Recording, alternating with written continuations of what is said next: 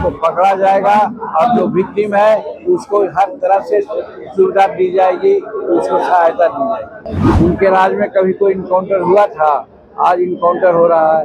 ये सब घटनाएं हो रही है, मेरे समझ से है, लॉ एंड ऑर्डर से इसका मतलब नहीं है। इन दिनों आग का गोला बन गया है, चारों तरफ घमासान मचा हुआ है, अपराध का ग्राफ बढ़ा हुआ है, क्या कहना चाहेंगे? देखिए, कहा गया है कि जाकी रही भावना, जैसी प्रभु मुरर देखे तिन तैसी। आज कुछ नहीं है, सिर्फ बातों से वो लोग बिहार को आंदोलित करना चाहते हैं।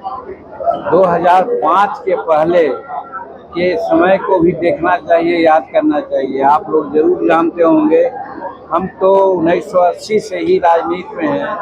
आज तक देखा है जो काल 2015 के पहले यहाँ था, जिसमें कि हर तरह की दुश्वारियाँ थी। हमारे लोग पीटे जाते थे, मारे जाते थे, जमीन हड़प होता था, और हम नहीं, कोर्ट ने कह दिया था कि वो समय जंगल राज था।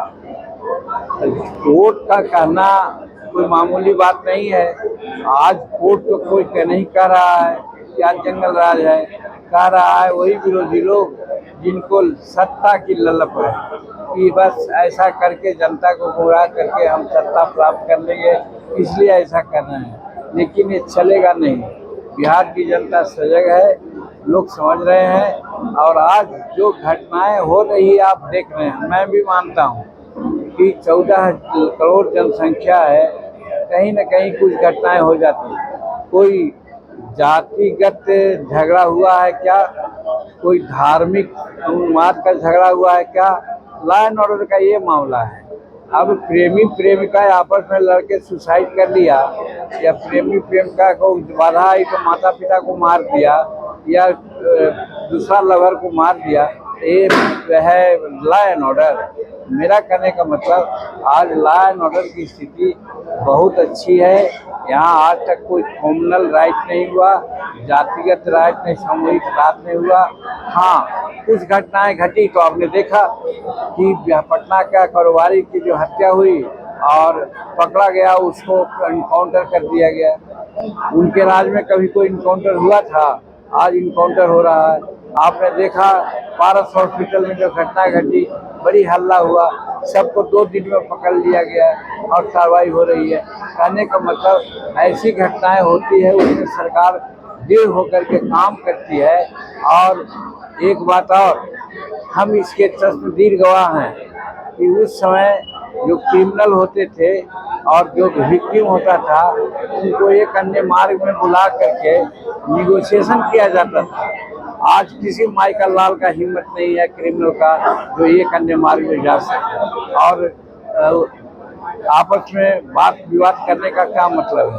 तो कहने का मतलब ये है कि आज शांति है, विकास हम लोग कर रहे हैं, इसलिए उन लोगों को कोई मुद्दा नहीं मिलता है तो ये मुद्दा उठाते हैं, जिसको हम समझते बिहार की जनता समझ रही है। सर, चिराग पासवान आपके घर में आके अपने एकता का परिचय दे रहे हैं, अपना दलित फोटो का एडिट कर रहे हैं। देखिए, इस पर अभी हम बोले हैं, और अगर आप लोग हैं तो ठीक है, देखिए कि आप लोग खाते हैं कि नहीं।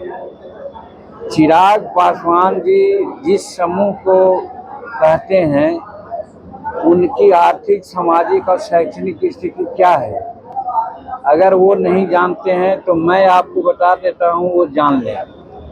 बिहार की शैक्षणिक स्थिति सामान्यतः 80% लिटरेसी है, और शेड्यूल कास्ट की लिटरेसी रेट 32-33% है। तो जिस समाज को बिलोंग करते हैं, उनका लिटरेसी रेट 32-33% है। कुछ लोगों का 40 और 42 भी है। लेकिन जिसके बारे में वो कहे, जीतन मांझी को यानी मुसहर भुइयां को, मुसहर भुइयां का शैक्षणिक स्थिति है 7%। इसमें तो उनको कम से कम आना चाहिए, जिला होना चाहिए। हाँ, कि 78 वर्ष आज़ादी के बाद आज वो डॉक्टर, इंजीनियर, MLA, मंत्री बन रहे हैं, और इस समाज के लोग अभी तक प्यून तक नहीं बना है। इसीलिए माननीय सुप्रीम कोर्ट ने ये आदेश दिया है कि शेड्यूल कास्ट में वर्गीकरण होना चाहिए। मैं उसको मानता हूँ। भारत सरकार के कैबिनेट में भी डिस्कशन हुआ था, हमने प्रधानमंत्री को कहा कि जो प्रधानमंत्री जी, कोई समाज हमारे यहाँ ऐसे हैं जिनकी जनसंख्या 1% भी नहीं है, लेकिन वहाँ पर डॉक्टर, इंजीनियर और न्यायाधीश सब कुछ हैं, और जिसकी जनसंख्या 5% है वो भी कुछ ऐसा कर रहे हैं। लेकिन शेड्यूल कास्ट में बिहार में मुसहर भैया डोम में सब हैं, इनकी जनसंख्या 3-3.5% है। इनका एक भी गजटेड ऑफिसर नहीं है, एक भी न्यायाधीश नहीं है, एक भी कलेक्टर नहीं है। तो क्या सोचते हैं वो?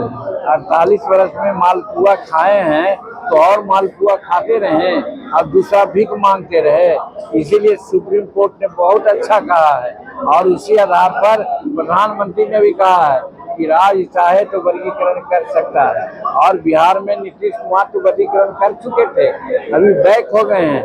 हम उनको कहना चाहते हैं कि आप जो वर्गीकरण किया था, आप शैक्षणिक आधार पर कि जिसका कम से कम 20% शैक्षणिक स्थिति हो उसको आप सामान्य में रखिए, और 20% से नीचे जिसकी शैक्षणिक स्थिति है उसको आप खराब स्थिति में रखिए, और उसको ज़्यादा कुछ पूछ कीजिए ताकि वो बड़े लोगों को पकड़ सके, जान सके। तो कहने का मतलब है ये सामाजिक इक्विवेशन के लिए, एक तरह का होने के लिए सुप्रीम कोर्ट ने जो आदेश दिया है बहुत उद्देश्य भी अच्छा किया है।